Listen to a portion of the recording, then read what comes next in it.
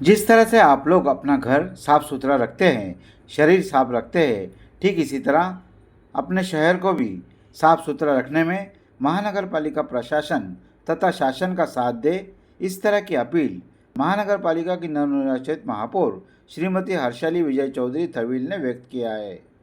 सोमवार के दिन कल्याणपुर के आर के कॉलेज में पत्रकार एकता फाउंडेशन, आधार फाउंडेशन तथा DY फाउंडेशन NGO महाराष्ट्र की ओर से महापौर हर्षाली चौधरी सहित नवनिर्वाचित नगर सेविका सौ कांचन कुलकर्णी, रेखा राजन चौधरी, स्नेहल संजय मोरे, समीना सलीम शेख का नागरिक सत्कार समारोह का आयोजन किया गया था, जिसमें सेठ हीराचंद मुथा कॉलेज के चेयरमैन श्री प्रकाश सेठ मुथा मुख्य वक्ता के रूप में उपस्थित थे, जिन्होंने महापौर के सामने पत्रकारों की महानगर पालिका से प्रलंबित समस्याओं का लेखा जोखा रखा, जिसकी कल्याण डोंबिवली शहर परिसर के पत्रकारों के घर की समस्या, मुफ्त में उपचार, पेंशन दिए जाने की बात की। इस तरह से नवनिर्वाचित महापौर ने प्रकाश सर मुथा की बातों को आगे बढ़ाकर सभी प्रश्नों को पूरा करने का आश्वासन दिया है। ठीक इसी तरह श्री महंत 108 आनंद देवगिरी महाराज के शुभ कमलों से महापौर हर्षाली चौधरी का शॉल पुष्पगुच्छ देकर सम्मान गौरव किया गया। अन्य लोगों के सत्कार में रेखा राजन चौधरी, स्नेहल मोरे, कांचन कुलकर्णी, समीना शेख, भारती रोहिदास गायकर का भी पत्रकार एकता फाउंडेशन, आधार फाउंडेशन तथा DY फाउंडेशन की ओर से पुष्पगुच्छ देकर सम्मान गौरव किया गया। पैनल नंबर 18 की महिला नगर सेविका स्नेहल संजय मोरे ने अपने सत्कार के उपलक्ष्य में जनता को आश्वासन देते हुए कहा कि कोचरे गांव के प्रलंबित मुस्लिम दफन भूमि रमज़ान के महीने में नमाज पढ़ने की व्यवस्था करेंगे। इस तरह के सत्कार कार्यक्रम का आयोजन पत्रकार एकता फाउंडेशन के कल्याण शहर अध्यक्ष कलीम शेख, वसंत भानुशाली, प्रकाश चौधरी तथा फिरोज एम खान ने किया था। इस मौके पर समारोह के अध्यक्ष के रूप में तोषेश शुक्ला रहे।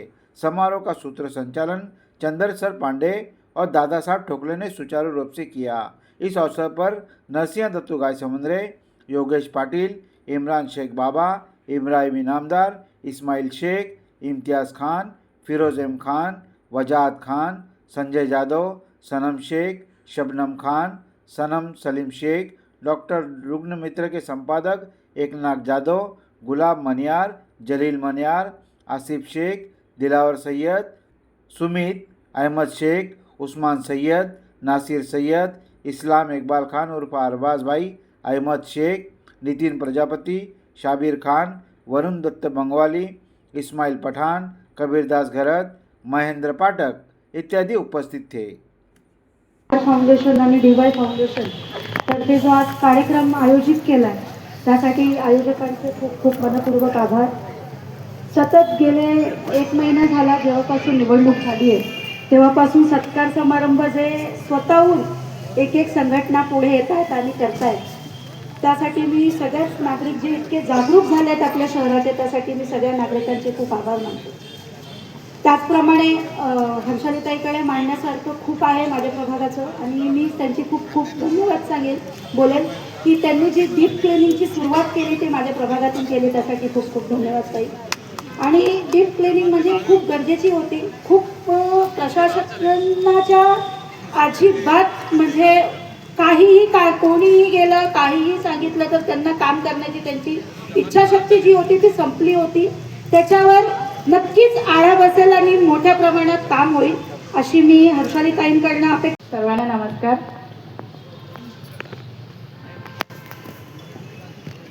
आज पत्रकार एकता फाउंडेशन, आधार फाउंडेशन, DY फाउंडेशन, महाराष्ट्र राज्य यांच्या संयुक्त विद्यमानाने आज या ठिकाणी जो नागरी सत्काराचा कार्यक्रम आयोजित केला आहे, खरं तर खूप चांगलं असं ह्या कार्यक्रमाचं नियोजनही केलेलं आहे आणि खूप छान हा कार्यक्रम या ठिकाणी आयोजित केलेला आहे आणि हा कार्यक्रम मेन म्हणजे माझ्या प्रभागामध्ये आयोजित केला आहे, त्यामुळे आयोजकांचे खरंच मनापासून आभार।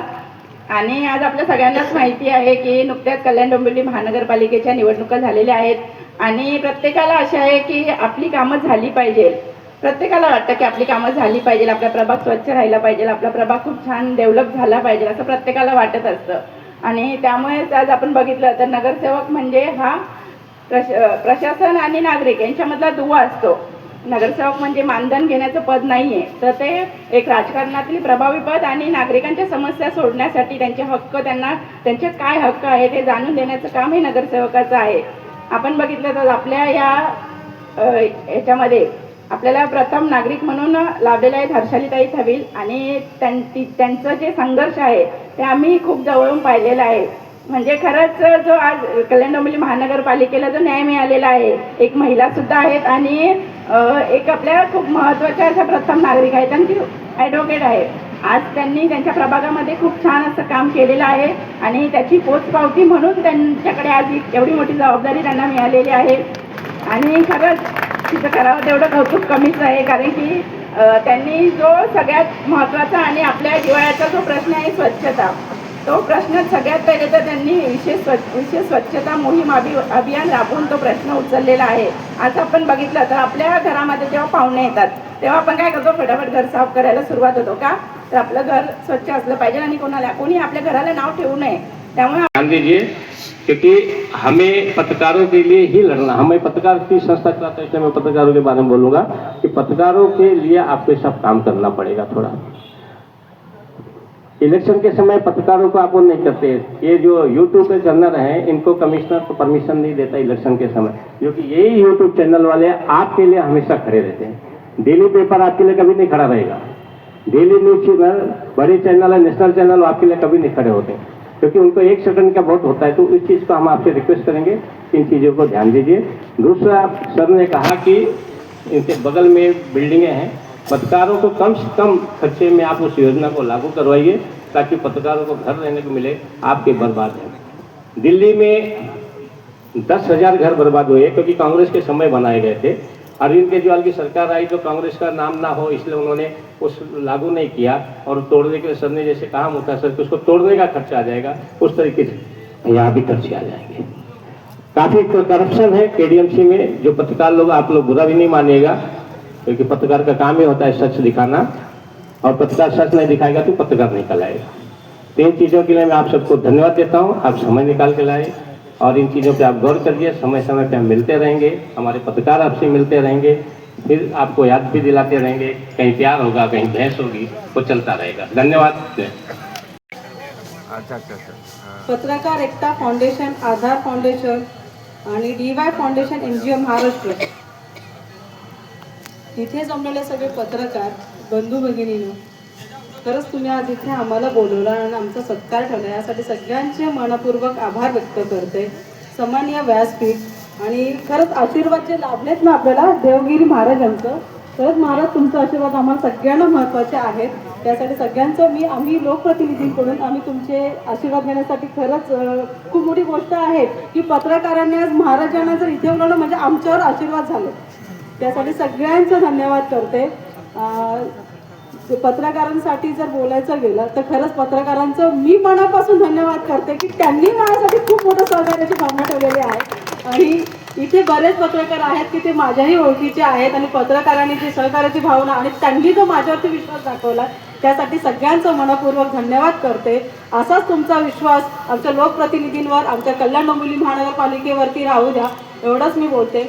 त्यानंतर सर तुम्ही जो विषय घेतला स्कूलचा, खरंच मी एक वकील आहे, मी एज्युकेटेड पर्सन आहे, त्यासाठी मी एक सांगेल की माझी इच्छा आहे की आज आपली जी मराठी भाषा आहे ती कुठेतरी लोपावत चाललेली आहे.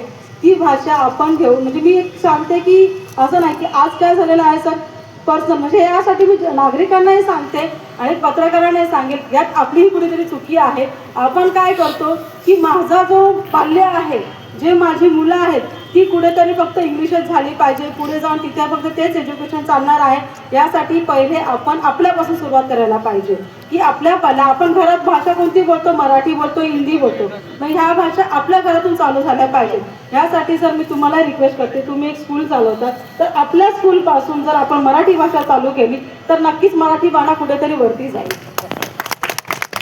आणि जर स्कूल पुणे ठाणे जिल्ह्यामध्ये एकच आहे हिराचंद मुदा, तिथे पहिलीपासून मराठी सर धन्यवाद. बघा तुमच्यापासूनच सुरुवात आहे, म्हणजे मग आज आम्ही एवढं सांगू शकतो की सरांनी जर सुरुवात केली आहे ना तर CBSE बोर्ड कोणतेही बोर्ड असू द्या, पण जे आपल्या मराठी स्कूल आहेत, जसे आपल्या महानगरपालिकेच्या स्कूल आहेत, त्यामध्ये इंग्लिश तर शिकवलंच गेलं पाहिजे, मराठी शिकवलंच. मराठी जर आपली बाणा आहे, आपण याच्यावरती जर मराठीचाच बोलतो, तर मग ह्या गोष्टीवरती आपण स्वतःहून लक्ष दिलं पाहिजे. मी सगळ्या नागरिकांना सांगते की मराठीसाठी आपण जी लुपावत चालले आहे, मराठीसाठी आपण हे पुढाकार घेतला पाहिजे. मी स्वतः पण सांगते, मी माझ्या मिस्टरांना पण बोलते, जर आपल्याला कधी मुलबाळ झाला ना, तर मी स्वतः पण माझ्या गव्हर्नमेंट स्कूलमध्ये टाकले. का तर नाही, गव्हर्नमेंट स्कूलमध्ये मुलांना सगळं एज्युकेशन भेटतं. इंग्लिश असो, मराठी असो, हिंदी असो, ही ज्या गरजेच्या भाषा आहेत त्या भेटल्याच पाहिजेत आणि त्या त्यांना शिकल्याच पाहिजेत. आपलं काय होतं, आपण इंग्लिश मिडियमला टाकतो ना, तर मुलं फक्त हिंदी आणि इंग्लिशच बोलतात. मग घरी आले ना तर त्यांच्या आई वडिलांना इंग्लिश येत नाही.